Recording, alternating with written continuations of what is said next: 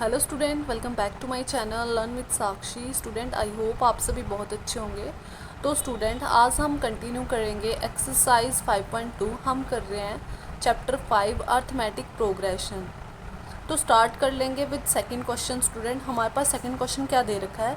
Choose the correct choice in the following and justify. हमें क्या करना है? ये जो नीचे क्वेश्चन दे रखा है इसमें क्या करना है? 4 आंसर दे रखे हैं, हमारे पास 4 ऑप्शन दे रखे हैं, उसमें से एक ऑप्शन चूज़ करना है। तो सबसे पहले इसको सॉल्व करना है, उसके बाद ऑप्शन चूज़ करना है। ठीक है, अब पार्ट में देख लो। पहले पार्ट में क्या क्वेश्चन पूछा हुआ है? 30th term of the AP.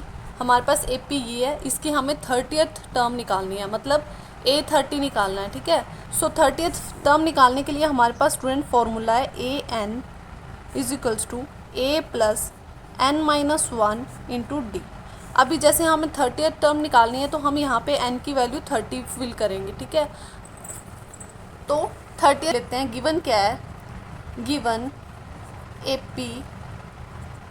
AP दे रखी है हमारे पास 10, 7, 4 अप टू सोन। इस एपी की हमें 30th टर्म निकालनी है, तो हम सबसे पहले क्या क्या लिख लेंगे? जो जो फॉर्मूले में रिक्वायरमेंट है वो लिख लेंगे।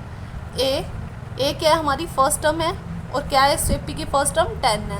बाद एन कितना है स्टूडेंट? हमारा एन है, हमें 30th टर्म फाइंड करनी है, तो एन हो गया 30। उसके बाद डी कितना है स्टूडेंट? हमारा डी हम फाइंड कर लेते हैं। डी होता है कॉमन डिफरेंस। कैसे फाइंड करते हैं? सेकंड टर्म में से पहली वाली टर्म माइनस कर देते हैं, मीन्स A2 माइनस A1 हो जाएगा। ठीक है, ये सेकंड टर्म है तो A2, पहली टर्म माइनस कर दी A1, है ना। अब वैल्यूज़ फिल कर दो यहाँ पे डी निकालने के लिए। 7 माइनस 10 हो जाएगा, तो डी कितना आ जाएगा हमारा? 10 में से 7 जाएगा तो 3 आ जाएगा। साइन किसका आएगा? बड़ी टर्म का। तो डी आ गया हमारे पास माइनस का 3। और क्या फाइंड करना है हमें? एन हमें पता नहीं है, एन हमें फाइंड करना है। ठीक है, A30 फाइंड करना है। तो यहाँ पे इसको सॉल्व कर लेंगे। सारी वैल्यूज़ आ गई, फॉर्मूला में फिल करेंगे तो हमारे पास आ जाएगा A30। एन की जगह 30 रख दिया। ए कितना है हमारा? 10 है, तो यहाँ पे आ जाएगा 10 प्लस एन कितना है हमारा?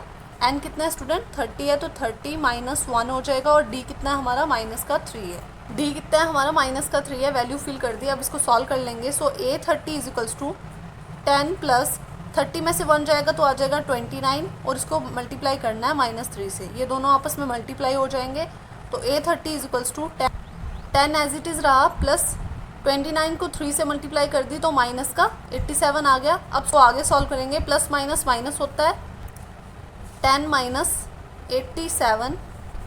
सो A30 is equals to plus minus minus हो जाएगा। सो हमारे पास A30 कितना आ गया? माइनस का 77 आ गया। और यही हमें 30th टर्म फाइंड करनी थी इस एपी की। तो करेक्ट आंसर क्या होगा हमारा स्टूडेंट? सी होगा। सी इज़ द करेक्ट आंसर। सी कितना दे रखा है? -77। सो यहाँ पे आ जाएगा C is the correct answer. C is the correct answer and A30 is equals to -77। जो 30th टर्म होगी इस एपी की वो कितनी होगी? माइनस का 77 होगा। तो आई होप आपको फर्स्ट पार्ट अच्छे से क्लियर हो गया है। तो करते हैं इसका नेक्स्ट पार्ट। तो क्वेश्चन नंबर सेकंड का सेकंड पार्ट क्या दे रखा है स्टूडेंट? हमारे पास 11th term of the AP क्या है हमारे पास? -3 1/2 2 इज अप टू सोन। यहाँ पे स्टूडेंट क्या दे रखी है? ये हमारे पास एक एपी दे रखी है, हमें इसकी 11th टर्म फाइंड करनी है। 4 ऑप्शन दे रखे हैं।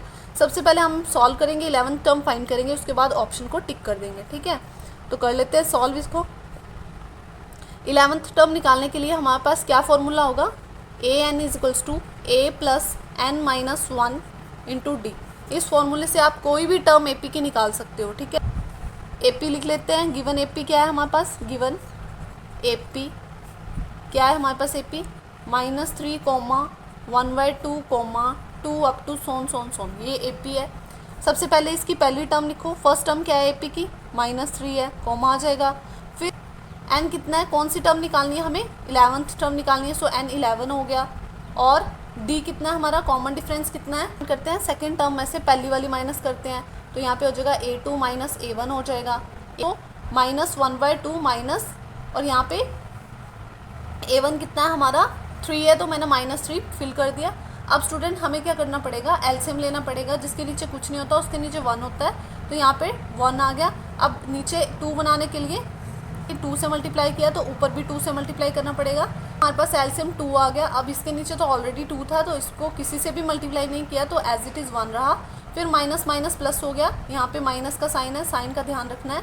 फिर यहाँ पे 3 2 ज़ा 6 हो गया तो यहाँ पे 6 आ गया। ठीक है, अब इसको आगे सॉल्व कर लेते हैं। माइनस प्लस माइनस हो जाएगा, 6 में से 1 जाएगा तो 5 आ जाएगा और साइन किसका आएगा, बड़ी टर्म का, तो 5/2 आ गया।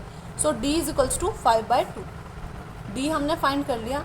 अब हम क्या करेंगे, जो भी हमारे पास वैल्यू आई है इनको फॉर्मूला में रख देंगे और ए एन तो हमें फाइंड करना है। ठीक है, ए एन हमें फाइंड करना है। सो फॉर्मूला क्या है हमारे पास, a is equals to a n, n की जगह कितना रखेंगे 11, फिर ए कितना है हमारा, ए की वैल्यू फिल कर दो, कितना माइनस का 3, प्लस का साइन आएगा, एन कितना हमारा 11 है तो 11 - 1 हो जाएगा, इंटू डी कितना हमारा, डी है हमारा 5/2।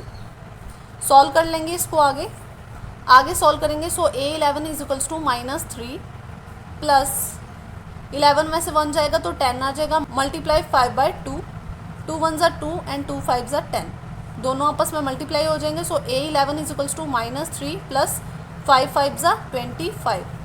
आगे सॉल्व कर लेंगे। A11 is equals to plus minus minus 25 में से 3 जाएगा तो हमारे पास कितना आ जाएगा 22 और साइन किसका आएगा, बड़ी टर्म का, तो प्लस का साइन मुझे लगाने की ज़रूरत नहीं है। So A11 is equals to 11th term of this AP। So हमारे पास आ गया 11th term of the AP की 11th टर्म कितनी होगी, 22 होगी। तो राइट ऑप्शन कौन सा है हमारा, B is the right option. तो सो यहाँ पे लिख देंगे, सो B is the correct option.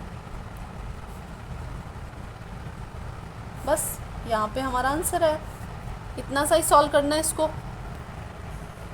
So student, I hope आपको अच्छे से क्लियर हो गया है। तो अगर वीडियो अच्छा लगा हो तो चैनल को सब्सक्राइब कर लें, वीडियो को लाइक कर लें। मिलते हैं नेक्स्ट वीडियो में, तब तक के लिए bye bye, thank you for watching.